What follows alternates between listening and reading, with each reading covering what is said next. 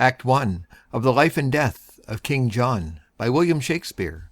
Scene 1. King John's Palace. Enter King John, Queen Eleanor, Pembroke, Essex, Salisbury, and others with Chatillon. Now say, Chatillon, what would France with us? Thus, after greeting, speaks the King of France in my behaviour to the Majesty, the borrowed Majesty of England here. A strange beginning, borrowed Majesty. Silence, good mother. Hear the embassy.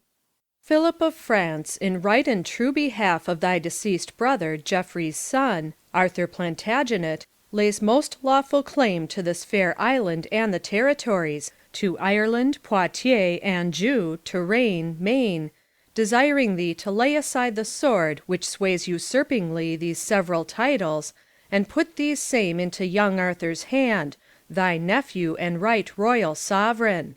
What follows if we disallow of this? The proud control of fierce and bloody war, to enforce these rights so forcibly withheld. Here have we war for war and blood for blood, controlment for controlment. So answer, France.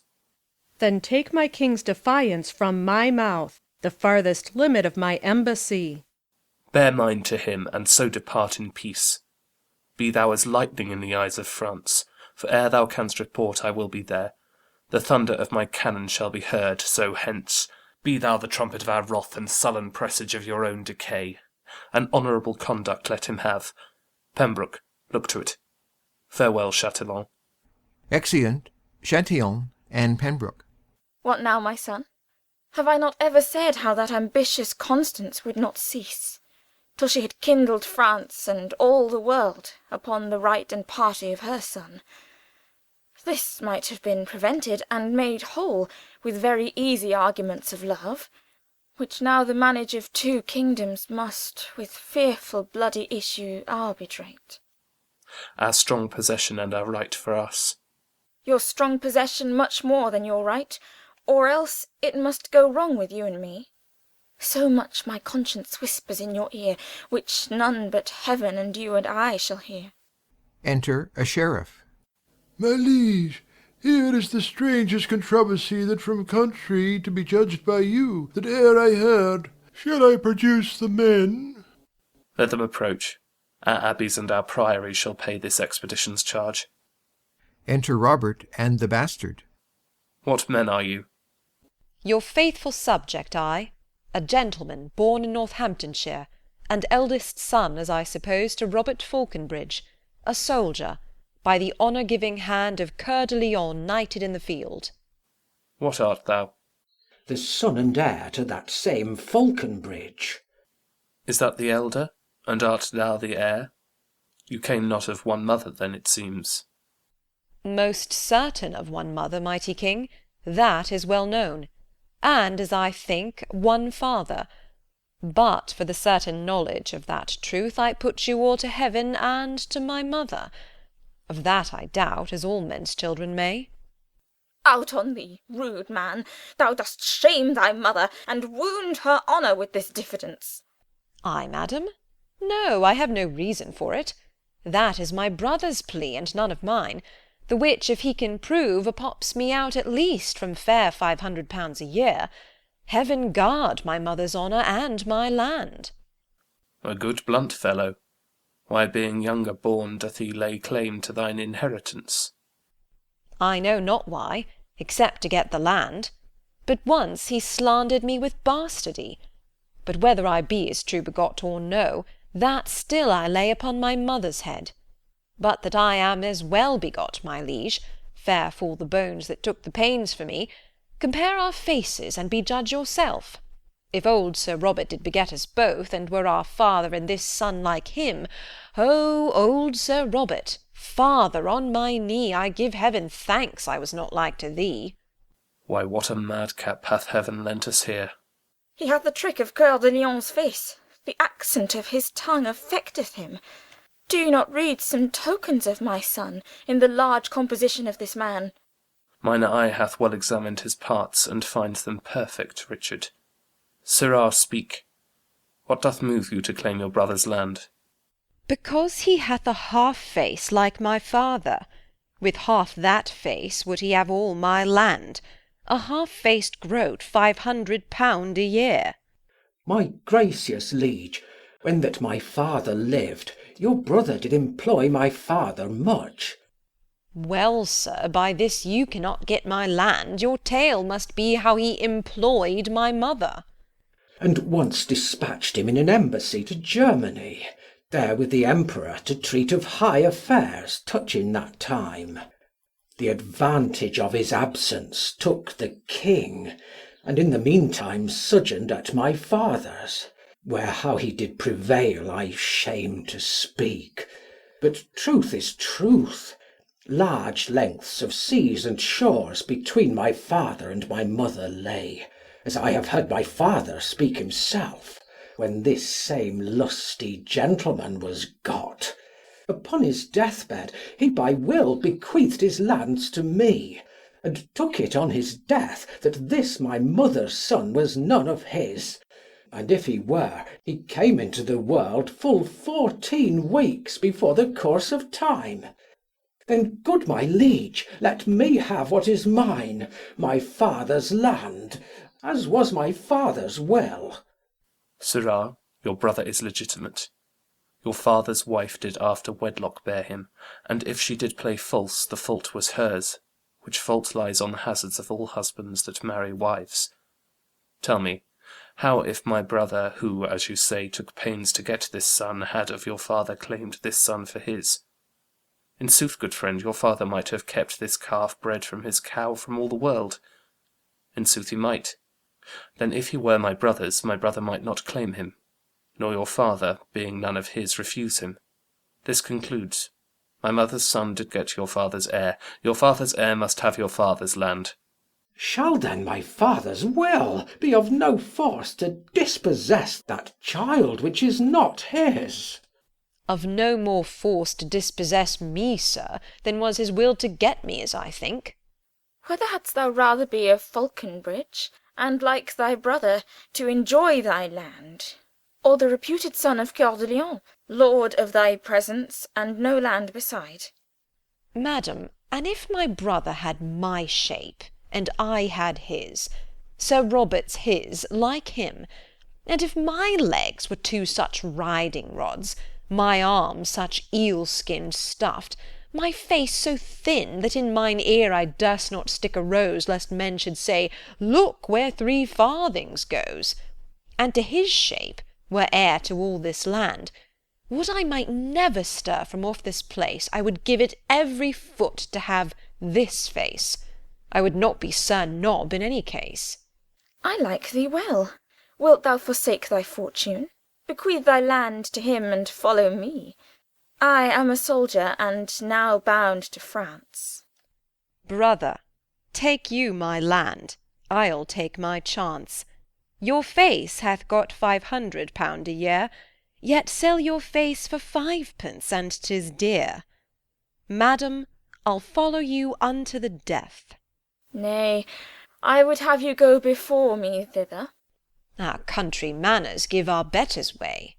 What is thy name? Philip, my liege, so is my name begun. Philip, good old Sir Robert's wife's eldest son.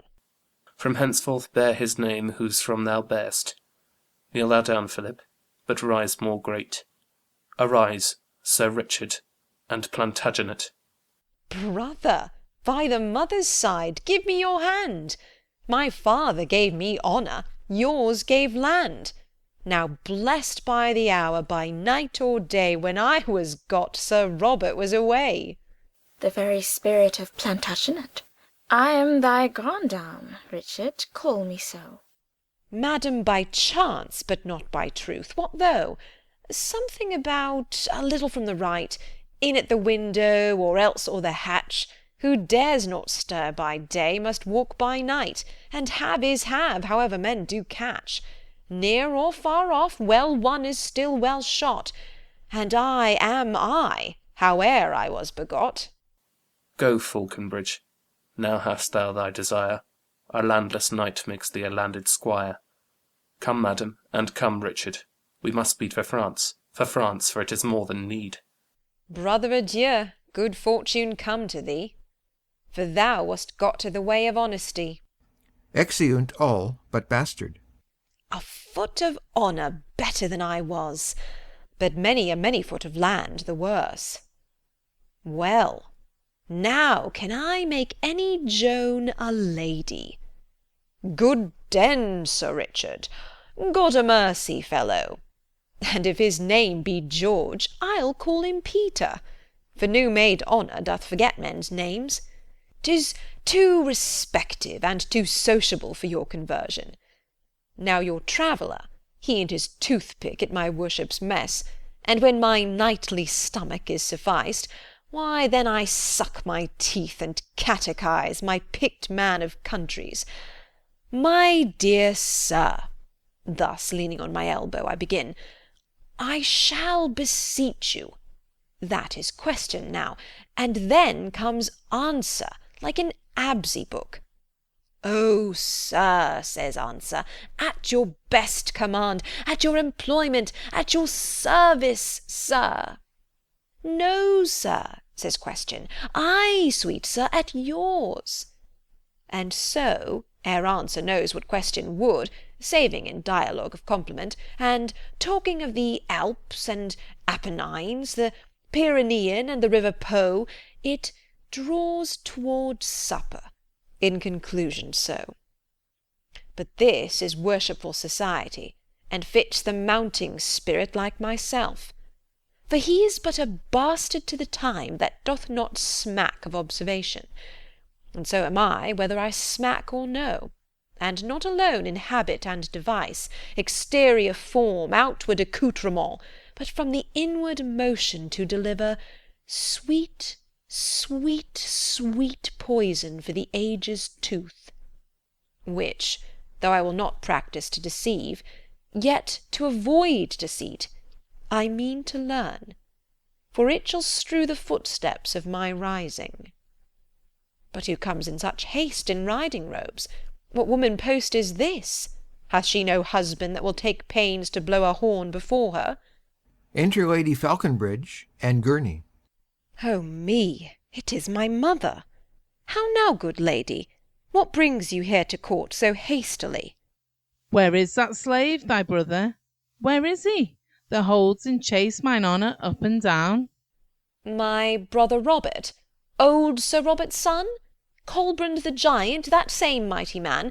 Is it Sir Robert's son that you seek so? Sir Robert's son? Ay, thou unreverend boy, Sir Robert's son.